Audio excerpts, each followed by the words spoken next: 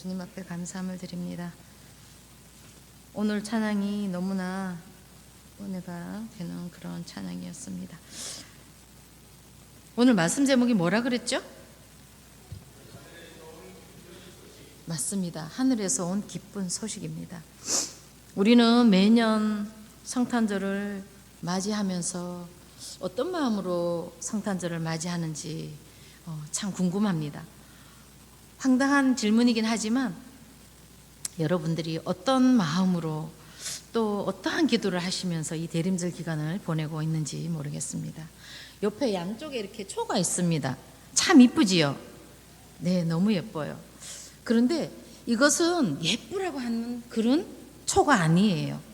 그래서 첫 번째는 진보라색, 그 다음에는 연보라, 그 다음에는 핑크색이거든요. 그래서 이렇게 색깔이 이렇게 진한 색에서 점점 연해지는 거예요. 이것은 우리의 제약된 우리의 모습들을 누가 깨끗하게 하시기 위해서 이 땅에 오셨어요? 예수 그리스도가. 그래서 예수 그리스도가 이 땅에 오심으로 우리의 제약된 그런 모습들이 점점 옅어지면서 이제 이 핑크색은 오늘 말씀과는 상관없지만 예수님이 이제 잉태되시고 이제 다음 주에는 또 흰색을 갖다 꼽을 거예요. 그런데 교회마다 약간씩 이게 차이가 있어요. 이게 목회력, 그러니까 목사님이 목양하시는 데 따라서 약간의 차이는 있어요. 그래서 교회력은 변하지가 않아요. 교회력은 교회의 달력, 그러니까 부활절, 사순절 그런 건 변함이 없어요. 그러나 추수감사절이나 그럴 때는 우리는 왜 11월 마지막 주? 우리는 넷째 주인데? 우리는 셋째 주인데? 우리는 10월 첫째 주에 보냈는데? 너네 교회랑 우리 교회랑 다르네? 그럴 수 있는데 이제 그거는 목회력에 따라서 목사님의 그 목양하는 방침에 따라서 약간의 조절이 되기 때문에 그렇습니다. 그래서 이 초도 어떤 교회를 가면 흰색을 7색깔 꼽는 교회도 있어요. 양쪽으로 7개. 그런데 또 어떤 교회는 또 핑크색으로 보라색으로 4개를 꼽는 교회도 있어요. 그러나 그거는 그 목사님의 목양 방침에 따라서 약간의 차이가 있기 때문에 이상한 것은 아니니까 그것은 전혀 이상한 것이 아닙니다. 그래요. 지난주 토요일 날 저희들이 뜰한채 공원으로 또 크리스마스 성탄 파티를 나갔어요. 그것은 아이들이 교회를 오지 않기 때문에 이제 공원에 가서 아이들을 전도해서 이제 복음의 말씀을 전해주는 그런 전도 파티를 했는데 작년에는 날씨가 너무 추워서 걱정을 했어요. 근데 이번에는 날씨가 너무 좋아서 걱정 하나도 안 했어요. 와, 날씨가 너무 따뜻해, 너무 좋다. 작년에는 너무 추워서 걱정을 했는데 걱정 하나도 없네. 그러고 갔는데 오, 할렐루야, 정말 주님 이게 웬일입니까? 날씨가 너무 좋아가지고 아이들이 한 명도 없는 거예요. 그래서 12시부터 가서 이렇게 준비하고 전도를 하고 했는데 애들이 한 명도 없는 거예요. 2시에 이제 파티를 하기로 했는데, 그래서 풍선 달고 케이크도 남선희 집사님이 준비하고 다 했는데 애들이 안 와요. 그래서 학교를 찾아갔더니 학교에 애들이 한 4명 정도? 그렇게밖에 없었어요. 2시가 넘었어요. 3시가 됐어요. 아이들이 한 명도 없어요.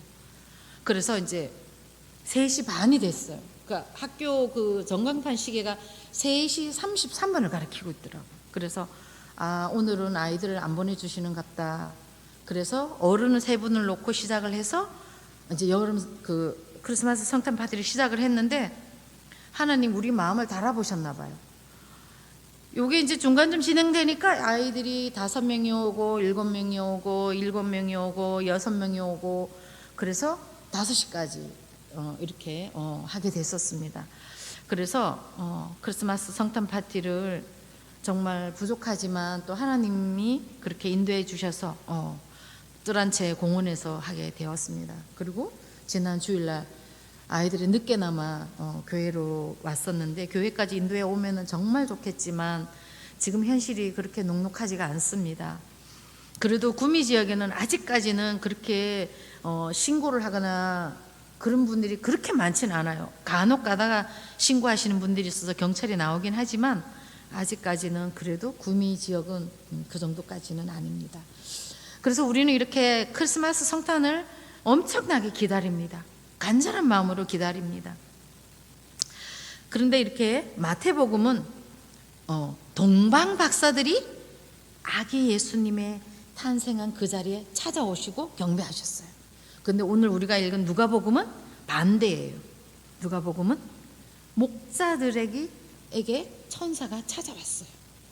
그래서 이거는 신분이나 사회적 신분이나 지위, 고하를 막론하고 모든 사람들이 아기 예수께 경배하러 찾아왔음을 우리에게 보여주는 거예요. 예수 그리스도께서 그야말로 온 인류를 죄에서 구원하시기 위해 오신 분이기 때문에 그분을 찾아와 경배드린 사람들의 특정 계층에 국한되어 있는 것이 아니라 모든 사람들에게 다 이렇게 찾아오신다는 것입니다. 오늘 8절 말씀 같이 우리 읽어보겠습니다. 8절 말씀 읽어보겠습니다. 시작.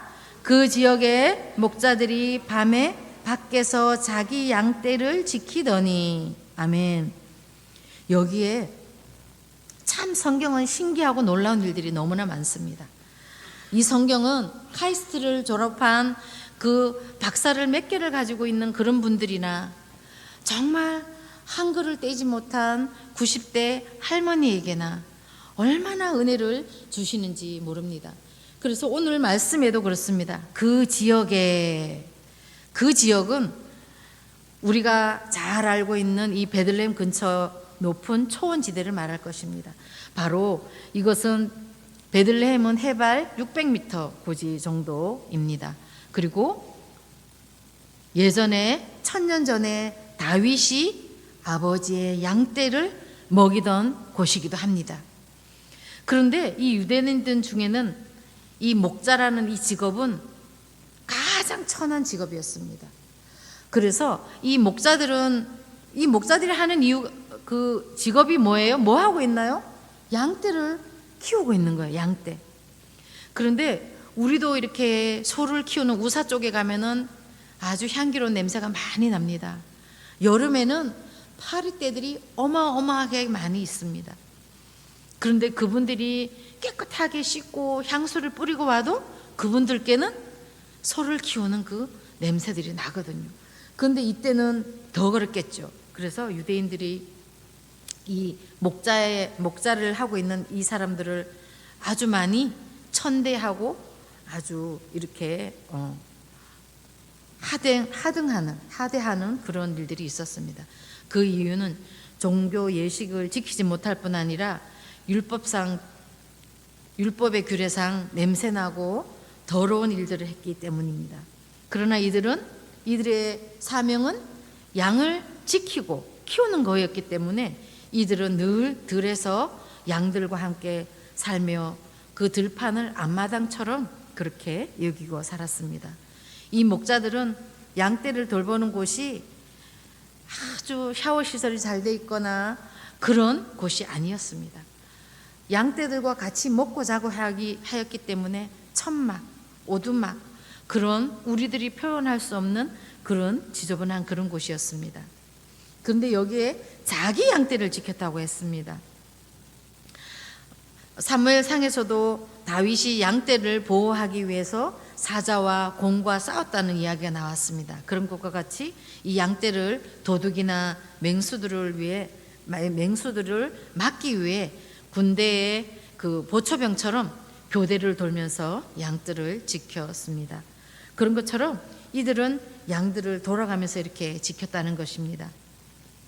그런데 여러 가지 그런 이야기들이 있긴 하지만 이 겨울철이면 추워서 이 목자들이 양을 지킬 수 없었기 때문에 예수님이 생일이 12월 25일이 아닐 것이다 라는 그런 이야기들이 많이 나오긴 하지만 성경 말씀에는 성전의 제사를 위한 양들을 1년 내내 이들이 키우고 또 이들을 지켜야 되기 때문에 이 베들레헴의 겨울의 날씨 정도면 양들을 들에다가 방목해서 키우는데 별 어려움이 없을 것이다 라는 그런 것들이 있습니다. 그런 것처럼 이 성전의 양떼를 돌보던 목자들이 세상 죄를 지고 가실 하나님의 어린 양이시며 인류의 참 목자로 오신 그 예수님을 처음으로 보게 되었다는 것입니다. 근데 이들이 얼마나 기뻤을까요? 이 시대의 모든 사람들이 자기를 천대하고 박대하는 그런 직업이었는데 천사가 찾아왔습니다. 10절 말씀에 같이 보겠습니다. 10절 말씀 함께 읽겠습니다.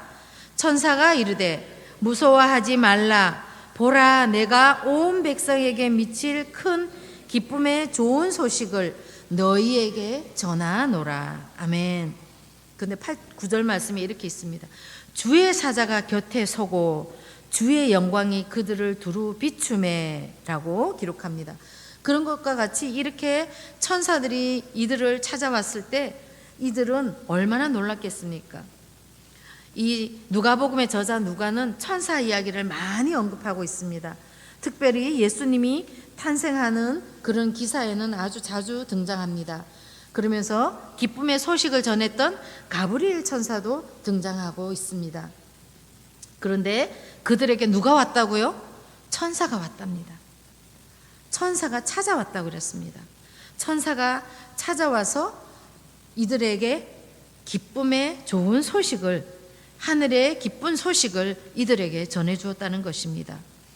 하대받고 천대받고 무시당하였던 이들에게 천사가 찾아와서 이 세상을 구원할 예수님을 이 땅에 오시는데 너희들에게 이 소식을 먼저 알려준다는 것입니다. 여러분에게 그 소식을 먼저 알려줬을 때 얼마나 기쁘겠습니까? 로또가 당첨되면 그만큼 기쁠까요? 우리들은 로또가 당첨되면 기쁠 거라고 많이들 이야기를 합니다. 그러나 어떤 기관에서 복권이 당첨된 분들을 조사해 보니까 그 복권 당첨이 된 분들은 지금 현재에 잘 먹고 잘 살고 그런 분이 하나도 없답니다. 왜냐하면 지금 현 상태는 불황자고 지금 거리에서 사는 사람들이 대부분이라는 것입니다. 그런데 우리는 그 복권에 당첨되기를 참으로 많이 소원을 합니다.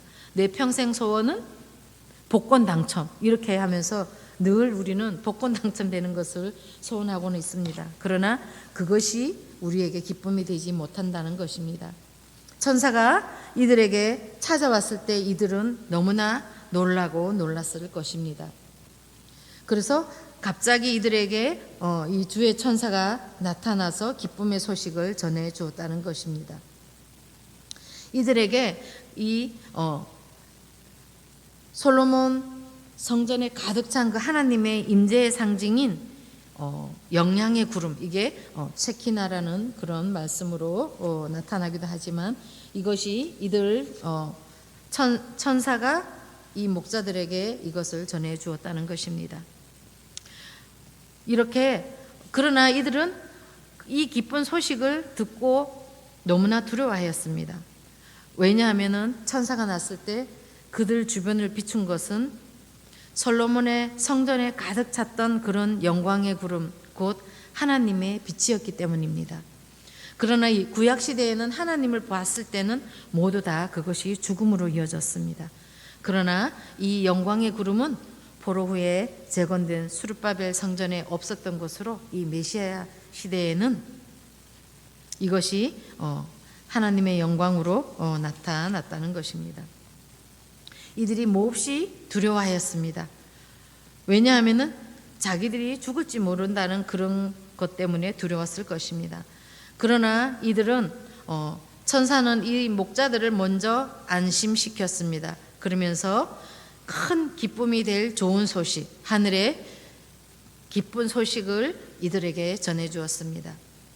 천사는 이때까지 들어보지 못한 그런 중요하면서도 엄청나게 그런 좋은 소식을 이들에게 전해 준 것입니다. 그리스도께서 이 세상에 태어나셨다는 것은 큰 기쁨이요 복음인 것입니다. 복음은 기쁜 소식인 것입니다. 복음을 전한다는 것은 좋은 소식을 전한다는 것입니다. 좋은 소식이라는 것은 너희를 위해 다윗의 동네에 구주가 나셨으니 곧 주님이신 그리스도이시다라는 것입니다. 또한 이렇게 12절 말씀에 너희에게 표적이니라 라는 것입니다. 우리에게 표적을 보여주신 것은 너희가 가서 강보에 쌓여 구유에 누워있는 아기를 보게 되리라. 이것이 너희에게 표적이니라. 이렇게 말씀하십니다. 바로 이 표적이라는 것이 곧 예수 그리스도라는 것입니다. 이 새로 태어난 아기에게는 세 가지 호칭이 있습니다. 여러분들도 다들 기도하실 때 여러 가지 호칭을 사용합니다. 아버지 하시는 분도 있고 또 주님, 예수님 이렇게 기도하시는 분이 많이 있을 것입니다. 그렇습니다. 이렇게 새로 태어날 아기에게도 세 가지 호칭이 붙여졌습니다. 첫 번째는 구세주입니다. 또한 두 번째는 그리스도이며 세 번째는 주님입니다. 구세주는 구원자, 해방자 그런 뜻을 가지고 있습니다. 그는 구원할 자니라고 마태복음에도 그렇게 기록하고 있습니다. 그가 이 세상에 오신 가장 큰 목적은 인류를 구원하시기 위해 오셨기 때문입니다. 또한 그는 믿는 사람들을 죄와 죽음으로부터 해방시키고 악으로부터 보호해 주실 것이기 때문입니다. 요한복음 4장에도 유대인들은 로마의 지배로부터 구해줄 그런 정치적 지도자와 질병과 육체적 고통으로부터 건져줄 현실적 구원자를 갈망하고 있었습니다. 두 번째 그리스도는 기름 부음을 받은 자, 여러분이 잘 알고 있죠? 그런 것과 같이 예수님은 구약 성경에서 예언되고 약속되어진 메시아로 오신 분임을 나타내는 그런 말씀인 것입니다. 그러나 불행하게도 유대인들은 메시아를 받아들이지 않았습니다. 세 번째는 주님입니다. 주님은 뭐예요? 모든 종들은 본인의 그 주라고 할 때는 자기가 주인으로 모시고 있는 모든 이들을 주님이라고 부릅니다. 또한 로마 시대의 황제를 주님이라고 부릅니다. 그들은 그렇게 불렀습니다. 그러나 우리는 원래 이 주님이라는 것은 하나님께만 사용되는 거였지만 메시아 예수님께서 오신 후에는 우리가 예수님을 주님이라고 부르시죠. 당시 이 로마 황제는 신적 존재였기 때문에 이를 주님이라고 많이들 불렀습니다. 그리고 또한 오직 예수님만이 세상의 유일한 구세주 메시아로 오신 주님이라는 것을 지금도 또 예수님의 그 탄생을 우리는 늘 믿는 자나 믿지 않는 자나 사용합니다. 그러나 너무나 오해가 있는 말이긴 하지만 다들 오늘이 몇일 며칠인가요? 몇일 며칠이란가요 오늘? 2024년 12월 17일. 네. 근데 믿지 않는 자들도 이렇게 사용한다는 거예요. 왜요? 예수님이 태어나신 그 기점으로 이렇게 사용하고 있는 것입니다. 그래서 AD와 BC로 나눠서 사용하는 것입니다. 그런데 믿지 않는 사람들이 이것을 늘 사용하지만 별로 인식을 못하고 살 때가 너무나 많아요. 그러나 어쨌든 예수님이 태어난 그날 기점으로 인해서 우리는 그 연도를 측정하고 있는 것입니다. 그래서 모든 날짜에는 예수님이 태어난 그날부터 지금 2023년 이런 것처럼 기록을 합니다. 그런 것과 같이 예수님의 탄생을 간접적으로는 인정 안 할 수가 없는 부분들인 것입니다. 12절 말씀에는 그것이 바로 그를 알아볼 수 있는 표적이니라 라고 했었습니다. 이런 것과 같이 표적이 바로 예수 그리스도라는 것입니다. 우리들이 믿는 자나 믿지 않는 자나 표적을 구합니다. 그러나 우리가 이렇게 우리의 표적이 되는 것은 바로 예수 그리스도라는 것입니다. 포대기에 쌓여서 누워있는 예수 그리스도, 그 아기 예수 그리스도라는 것입니다. 어떻게 보면 도저히 믿어지지 않는 그런 엄청난 일이지만 영원하신 분이 시간 속에 나타나셨고 또 무소부재하신 그 예수 그리스도께서 구유에 누워 계신 것입니다. 전능하신 분이 머리조차 들 수 없는 그런 연약한 아기로 지금 오셨다는 것입니다. 근데 이 전지하신 분이 한마디로 이 아기가 되셨다는 것이. 그래서 하늘과 땅을 지으신 그리스도가 지금 외양강 말구 위에 누워 있는 것을 이 목자들에게 보여주신다는 것입니다. 무엇으로? 표적으로 보여주신다는 것입니다. 하느님께서 이렇게 추위와 또 비정함과 죄의 고통에 빠져있는 인간을 찾아오시되 베들레헴 그 구유에 누인 아기의 모습으로 오셨다는 것입니다. 그는 낮고 낮은 곳으로 천하고 천한 이 목자들을 통해서 억압받는 자들의 편에 서실 수 있기 위해서 이렇게 낮고 낮은 자로 오셨다는 것입니다.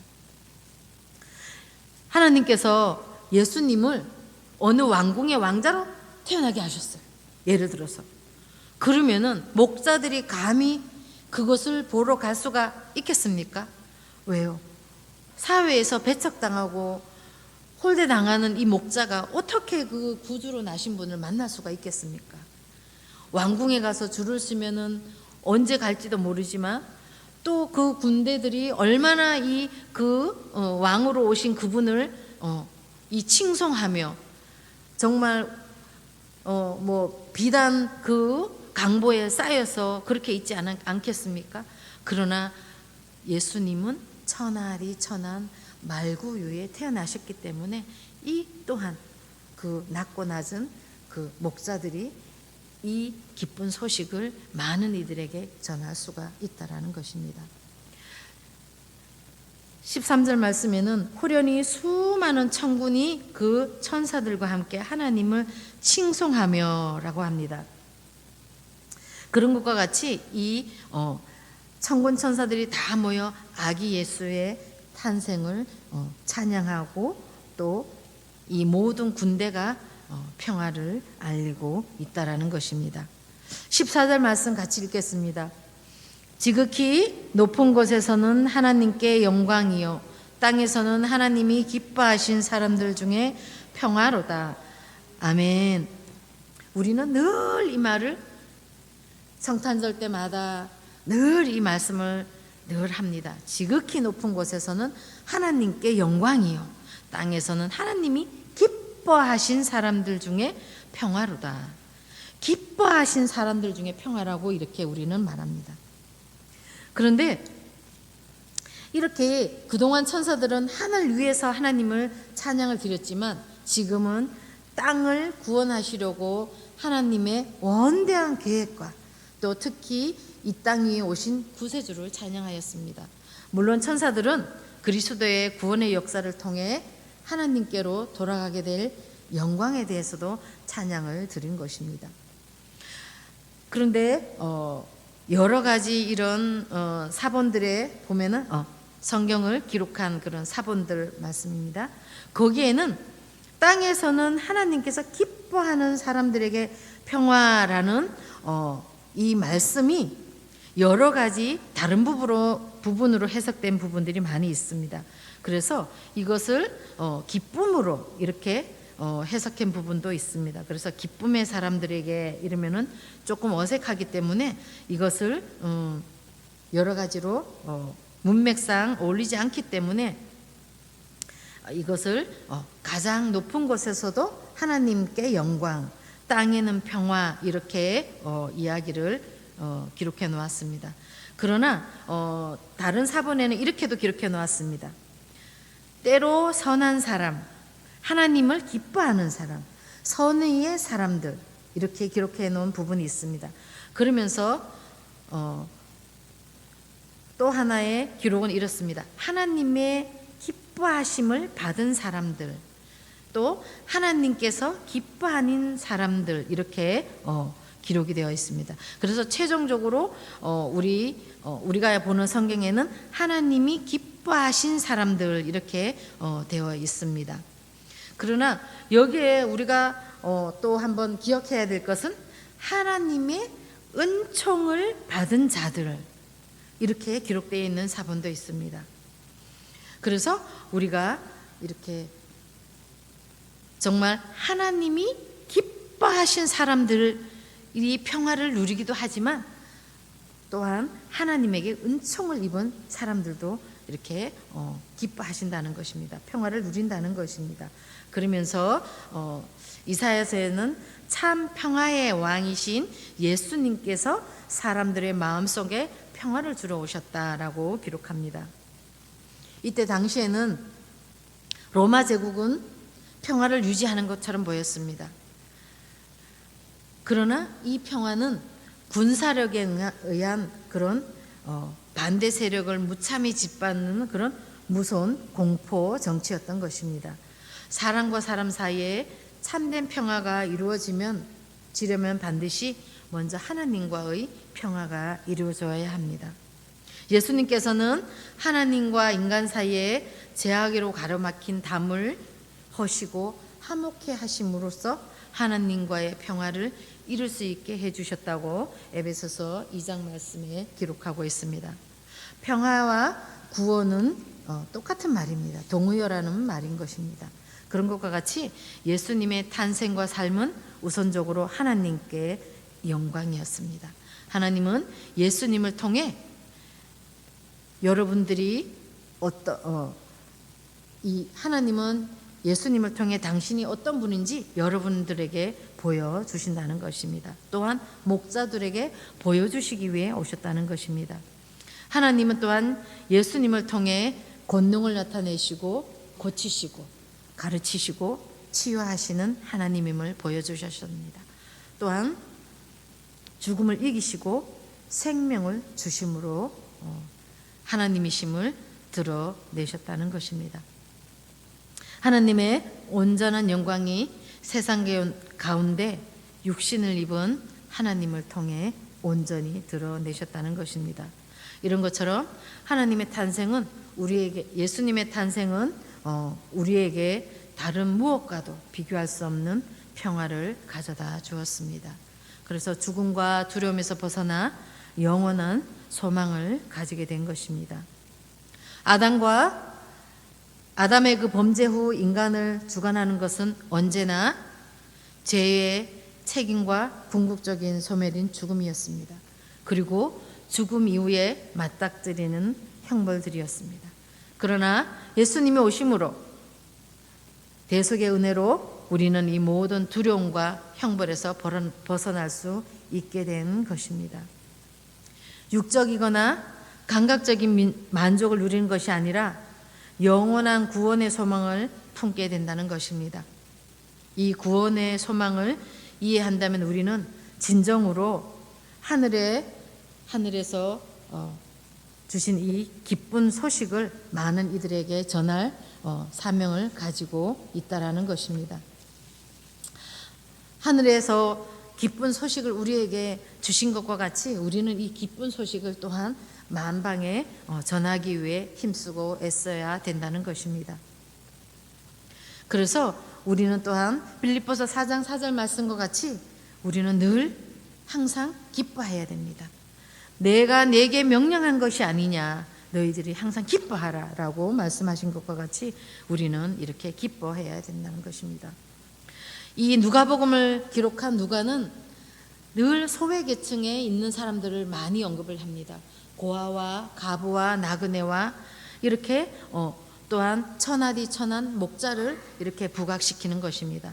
예수님은 이 땅에 오신 목적이 가난하고 소외되고 병들고 연약한 이들을 위해 이 땅에 오셨다는 것입니다.